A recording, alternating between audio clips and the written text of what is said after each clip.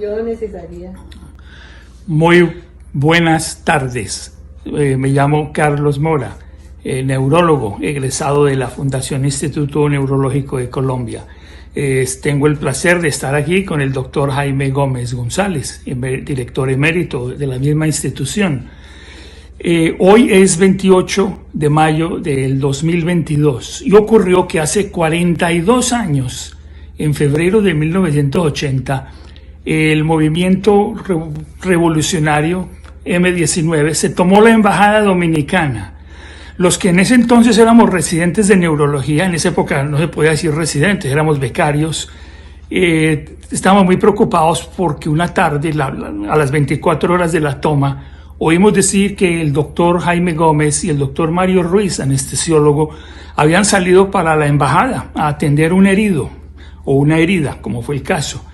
Y 42 años después tengo la oportunidad de hoy preguntar, doctor Gómez, ¿por qué los llamaron a ustedes a la embajada dominicana 24 horas después de la toma violenta de la misma? Toda la atención del mundo estaba en ese momento en ustedes, en Colombia.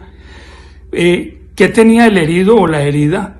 ¿Y qué anécdotas nos puede usted contar? Pero la pregunta que yo me he hecho estos 42 años es, ¿en ese momento tuvo usted temor?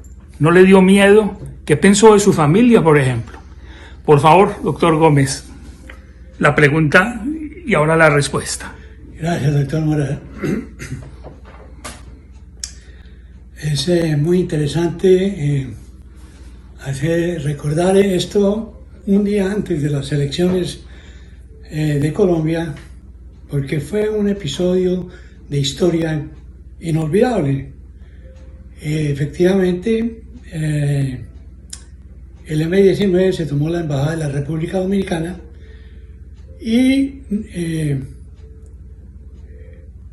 capturaron a todos los embajadores que se encontraban en una fiesta celebrando el Día Patrio de ese país. Durante la toma resultaron varios heridos.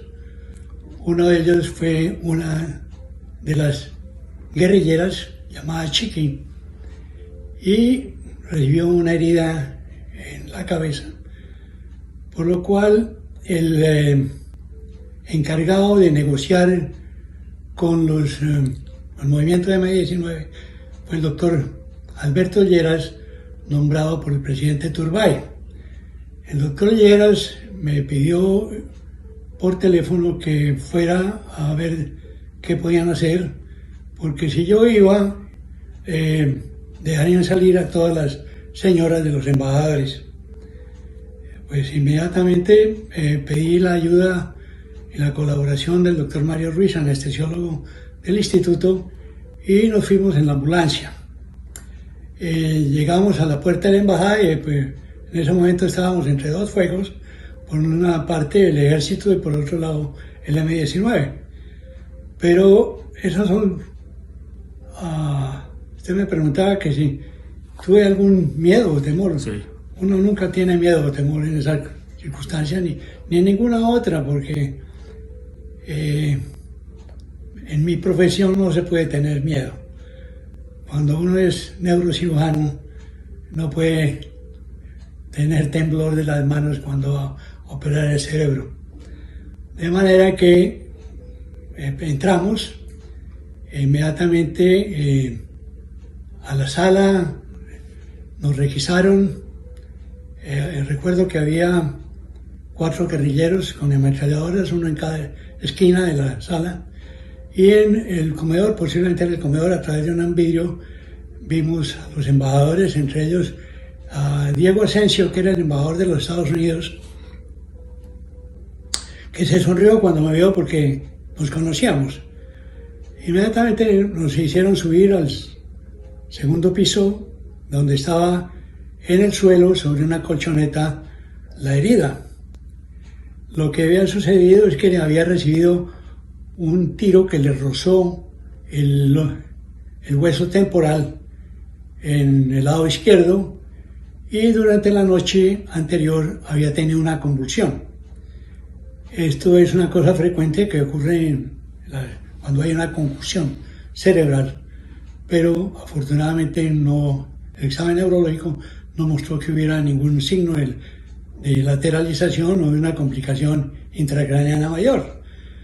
Hicimos la curación, le pusimos un turbante y cuando estábamos terminando, uno de los guerrilleros que estaba vigilándonos se agachó y de la mochila en donde estaban las granadas se salieron algunas de ellas. No, tampoco tuvimos mucho miedo mientras las recogían y nos levantábamos para salir. Todo el mundo estaba